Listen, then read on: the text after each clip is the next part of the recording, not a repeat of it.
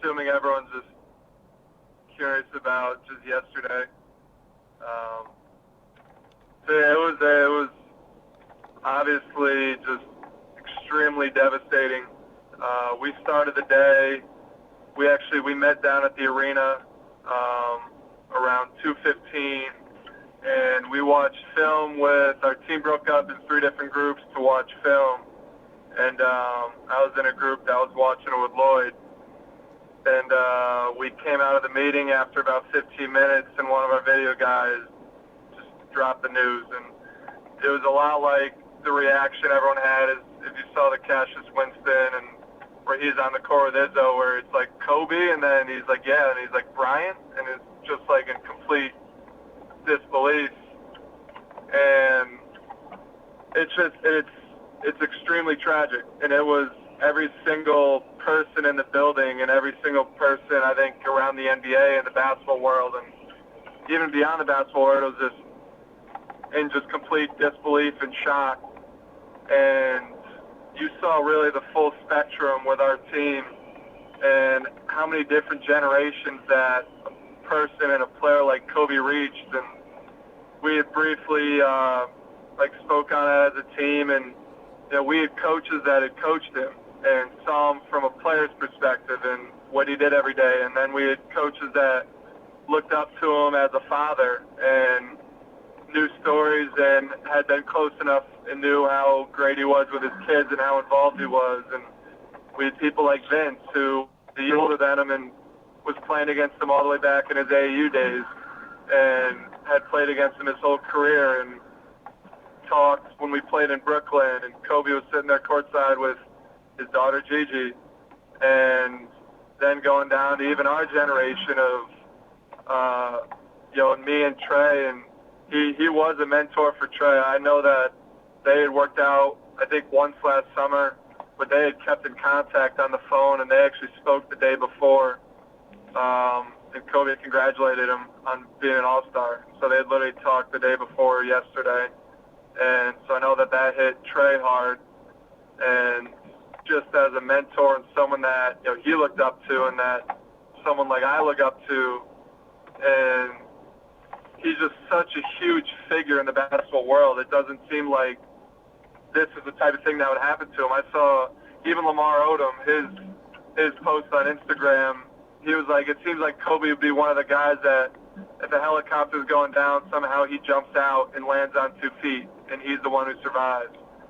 And he's just such a huge figure in the basketball world from both a player's point, but from a mentor perspective. There's so many players in today's game he talks so highly of, and he was so involved in so many guys around the league. And a huge thing right now is everybody goes in LA and works out there all summer, and they all go to his academy, and he watches film with you. He breaks down your game.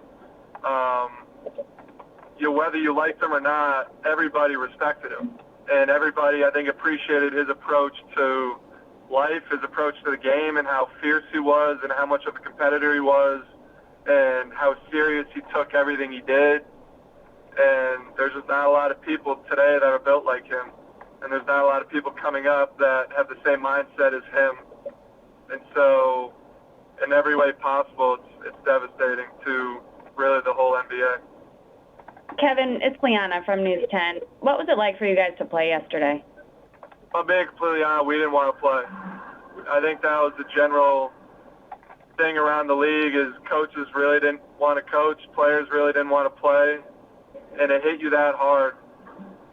For even someone like me who didn't really even know him, but just being there in the locker room and just around the game and around the NBA, I didn't feel like playing. We had talked about it. There was talks that the league might cancel the games, but I think the final news broke, and I think it was the Spurs and maybe Raptors game had started already, and so they couldn't cancel them. But nobody felt like playing. We canceled all our scouting reports. We canceled all our pregame talks, and we really met 5 minutes before the game, had a quick speech, talked together, and then went out and played. Kevin, Chet Davis with CBS 6. you kind of touched on it, how a lot of the basketball players growing up idolized Kobe, and he almost became a verb, growing up and you'd shoot around and you'd yell Kobe. Was that like, did that happen to you as a child where you would look up to him and try to emulate his game?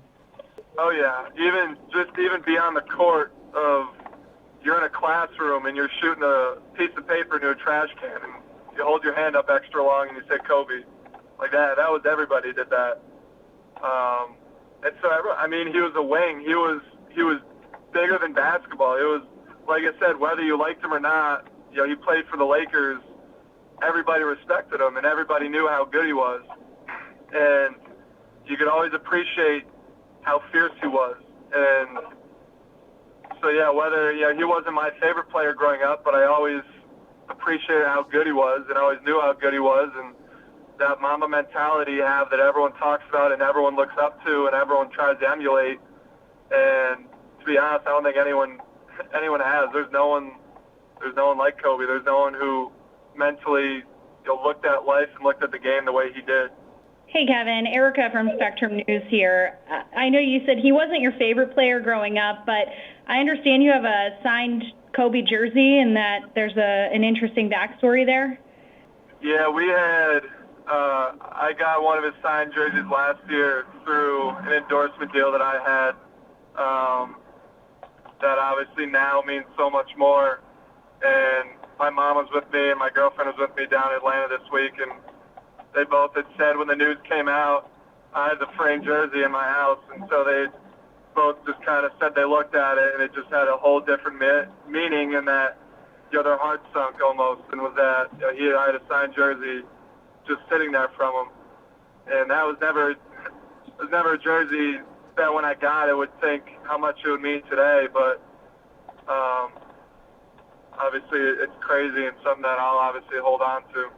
Kevin, it's Liana again. I know that, he may not have been your favorite and you didn't know him as well as someone like Trey, but you have met him before. What was it like to meet him when you were at that Nike Skills Academy and then again at the Rookie Symposium? Yeah, I tried to talk about it a little bit in just the quick post that I made, but he was, I remember all the people that went to that camp, and it was in LA, and you had every single NBA star. If you can name one off the top of your head, he was there at some point. LeBron, Anthony Davis, Chris Paul, all people like that. We had James Harden at that time speak to the whole camp, DeMar DeRozan speak to the whole camp. And it was different when Kobe spoke. And he came for a couple hours, and right away, like, you just felt his presence and almost just his power from being in the room. And he spoke, and the place was eerie quiet. Everyone listened to every single word he said. And I still remember, even to this day, a lot of the speech, and I remember thinking as I was sitting there listening to him was like how impressive he was as a person, and being able to like just sit here in person and listen to him speak to, at that time, a bunch of high schoolers aspiring to make the NBA and have a good college career. But it was just different than any other player. Even LeBron that had walked in that week, right when he walked in the gym, it felt different just having Kobe in the gym. Kevin, I feel like this is Chet Davis with CBS. It still feels like this is setting in for a lot of people. What's it like today, and how hard is it trying to focus on basketball again? This is just the beginning, it feels like, of the morning process. Yeah, we had this morning again. We fly to Toronto here shortly, but we met we didn't meet as a team. But we had a lot of guys come in and work out this morning. Come in for treatment or a lift, and there's a couple of us who just made comments like, this still just doesn't feel real. Like you're waiting for the post that comes out that it didn't happen, and it just doesn't feel like something like this would happen to Kobe.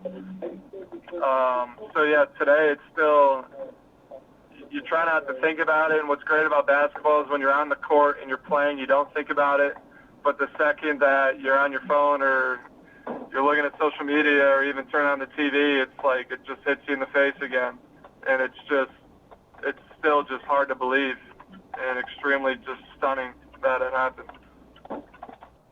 I know that Chet asked if you would, kind of looked up to him when you were younger as far as playing, but is there any specific part of his game when you would watch maybe his clips or his YouTube videos or his highlights that you tried to emulate specifically, any of his moves? Not really his moves. I would say in a lot of ways his mindset. Like, he had no friends on the court. He could be best friends with you off the court, but on the court he wasn't your friend, and you knew it. And it was just so competitive and just so fierce. And his just attention to detail and watching film and just knowing the game and wanting to perfect the game. It was just like, as a basketball player, you appreciate that. And that was, I think, the thing that you'll remember most about him, other than all the crazy shots he hit and the championships he won, but was just like his approach to the game and his approach to life, and they went hand in hand. And like I said, there's not a lot of people that are built like him anymore. Kevin, last one for me. This is Chet again. Do you have any perspective, when things like this happen, people realize how precious life can be? Have you had a moment to have any thoughts like that where you kind of realize you're not guaranteed tomorrow? Probably scared everybody outside of even the basketball world of a person like this and the type of, just everything, the type of person he was. It's a guy you never thought this would happen to, and it reminds you that, everyone's vulnerable to the same things, and you can't ever take anything for granted. It's tough that things like this have to happen for us to appreciate that, but I think all of us fall into that trap of not appreciating, just simply going to and from work and getting home safely. And that was a conversation we had in the locker room. I think something that a lot of different media outlets and personnel tried to preach yesterday was telling someone that day you loved them and appreciating just the little things in life. Hey, Kevin, Mark Singleace from the Times-Union. The Dallas Mavericks already announced that they're going to retire 24. Is there any feeling from you or from the players generally about whether Kobe's number should be retired, league-wide? Yeah, I think they got to do something. He was that important to the NBA. He was that important to the basketball world. I know there's a couple people talking about trying to make him the new logo. At least his numbers should be retired. They got a 824. It's a Kobe Bryant day. They could do a lot of different things for him, but he would deserve all of it. He was just both on and off the court was and is just a huge NBA figure. And there's not a lot of people in the game that were bigger than him, especially in today's era, and what he was still going to do for the game. And so I don't think the Mavericks will be the last team to do something like that, and hopefully the NBA as a league follows.